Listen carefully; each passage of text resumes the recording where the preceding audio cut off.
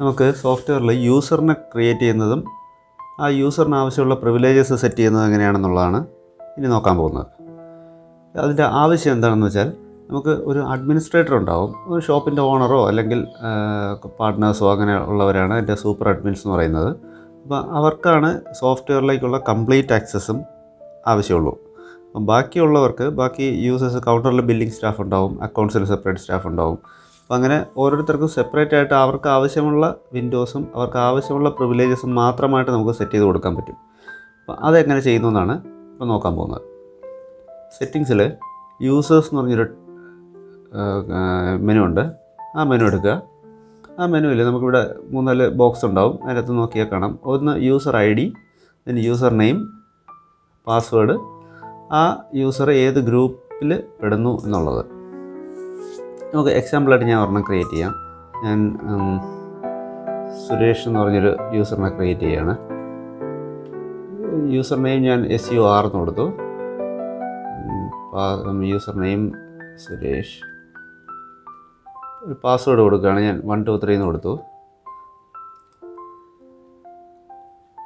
ഗ്രൂപ്പുണ്ട്. ആ ഗ്രൂപ്പ് എന്ന് പറയുമ്പോൾ ഈ യൂസർ ഏത് ഗ്രൂപ്പിലാണ് ബിലോങ് ചെയ്യുന്നതെന്നുള്ളതാണ് പറയേണ്ടത്. അവിടെ F9 എന്ന് പറയുന്ന കീ പ്രസ് ചെയ്യുക. അപ്പോൾ കുറച്ച് ഗ്രൂപ്പ്സ് അവിടെ കാണാൻ പറ്റും. Administrators, admin, managers, operators, supervisors, അങ്ങനെ ഈ ഗ്രൂപ്പും നമുക്ക് വേറെ ക്രിയേറ്റ് ചെയ്യാനുള്ള ഓപ്ഷനുണ്ട്. ഇപ്പോൾ ഞാനിത് ഓപ്പറേറ്റർ എന്ന് പറയുന്ന ഗ്രൂപ്പിലേക്കാണ് പെടുത്തുന്നത്. ഓപ്പറേറ്റേഴ്സ്. അപ്പോൾ ഇത്രയും കൊടുക്കുക, സേവ് ചെയ്യുക.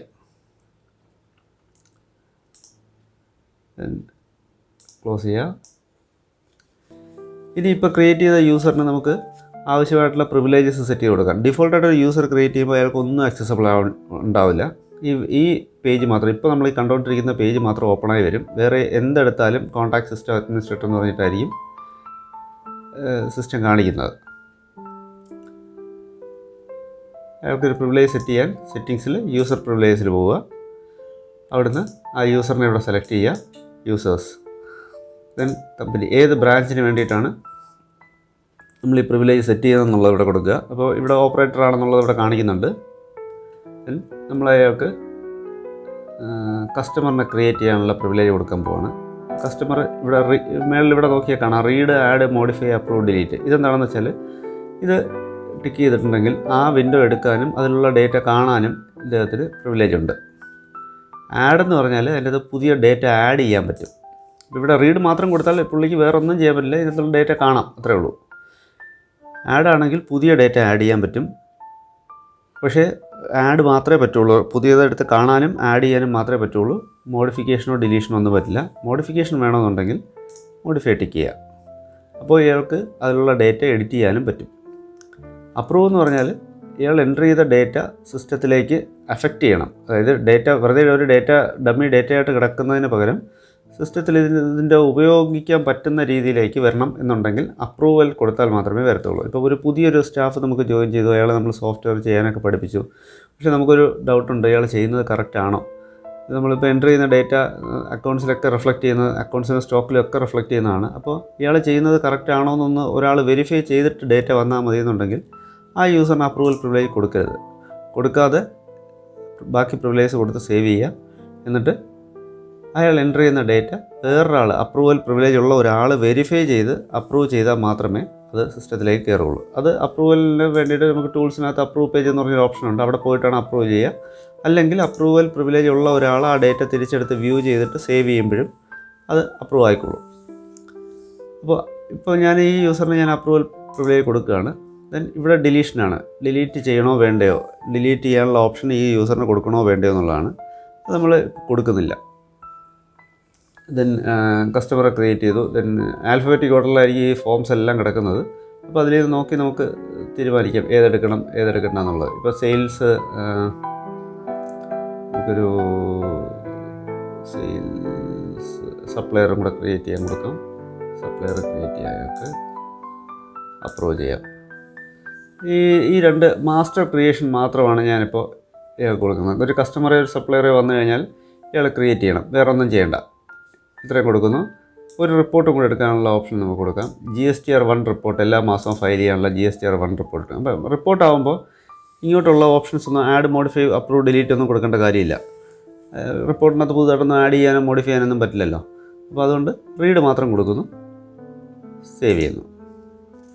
ഇത് സേവ് ചെയ്ത് കഴിഞ്ഞാൽ ഈ യൂസറിന് ഇപ്പോൾ ഇത്രയും പ്രിവിലേജസ് കിട്ടിക്കഴിഞ്ഞു. ഇനി നമുക്ക് ആ യൂസറിലൊന്ന് ലോഗിൻ ചെയ്ത് നോക്കാം.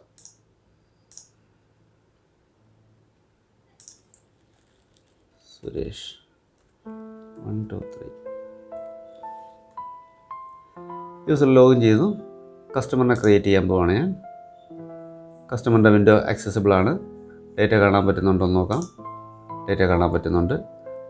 മോഡിഫിക്കേഷൻ കൊടുത്തിട്ടുണ്ട്, അതുകൊണ്ട് സേവ് ചെയ്യാൻ പറ്റുന്നുണ്ടോ എന്ന് നോക്കാം. സേവ് ചെയ്യാൻ പറ്റുന്നുണ്ട്. ഡിലീറ്റ് ചെയ്യാൻ പറ്റുന്നുണ്ടോ എന്ന് നോക്കാം. ഇല്ല.